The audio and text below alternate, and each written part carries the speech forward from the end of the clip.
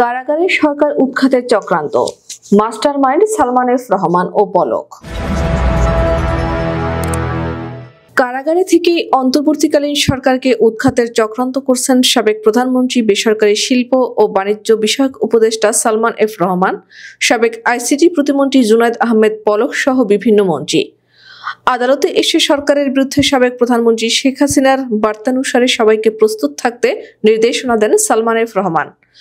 অন্যদিকে কারাগার থেকে টিস্যু পেপারে লিখে আইনজীবীর মাধ্যমে গোপন বার্তা দেন পলক।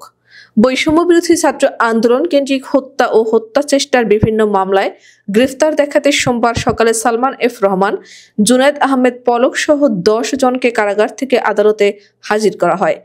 বাকিরা হলেন সাবেক আইনমন্ত্রী আনিসুল হক, সাবেক সমাজ কল্যাণ মন্ত্রী রাশেদ খান মেনন, সাবেক তথ্যমন্ত্রী হাসানুল হক এনু, সাবেক আইজিপি চৌধুরী আব্দুল্লাহ আল মামুন, দেশ টিভির ব্যবস্থাপনা সম্পাদক আরিফ হাসান, সাংবাদিক ফারজানা রূপা, শাকিল আহমেদ। সালমান এফ রহমানের কাছে তার আইনজীবী গোলাম মন্তজা ও মুকুল সহ আরও কয়েকজন হাজির হন। মন্তজাকে কাছে ডেকে তিনি বলেন, শ্রমিকদের কি খবর, এরা কি করতেছে? সরকার 40,000 শ্রমিকের চাকরি খেয়েছে, 10,000 শ্রমিক মাসে নামলেই তো হয়। এ সময় সালমান এফ রহমান আইনজীবীদের কাছে দেশের পরিস্থিতি সম্পর্কে জানতে চান।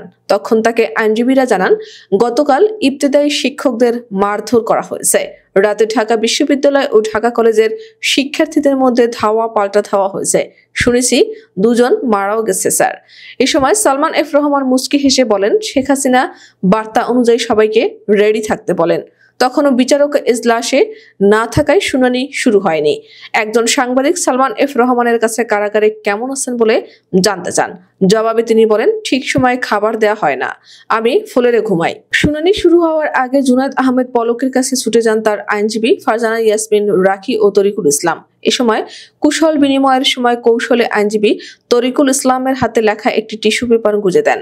এ সময় বিষয়টি টের পেয়ে পুলিশ সদস্যরা বলেন, টিস্যু পেপার বা কাগজে কোনো বার্তা দেওয়া নিষেধ।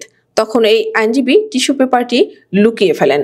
পরে জানতে চাইলে টিস্যু পেপার দেওয়ার বিষয়টি অস্বীকার করেন আইনজীবী তরিকুল ইসলাম। বলেন, টিস্যু পেপার দেওয়ার কোনো ঘটনা ঘটেনি, আমরা ওকালতনামায় পলকের স্বাক্ষর নিয়েছি শুধু। এরপর আইনজীবীদের সঙ্গে পলকের চলে নানা কথোপকথন। এ বিষয়ে ঢাকা মহানগর পাবলিক প্রসিকিউটর ওমর ফারুকী গণমাধ্যমকে বলেন, এর আগে দীপুমণিকে টিস্যু পেপারে চিঠি লেখার ঘটনা ঘটে, এতে কয়েকজন পুলিশের বিষয়ে তদন্ত করা হচ্ছে।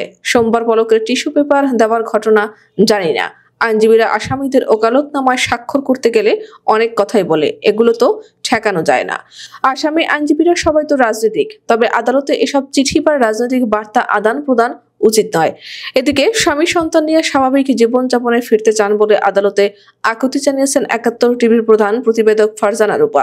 মিরপুর থানার এক হত্যা চেষ্টা মামলায় গ্রেফতার দেখানোর আবেদনের শুনানিতে আদালতকে এসব কথা বলেন তিনি।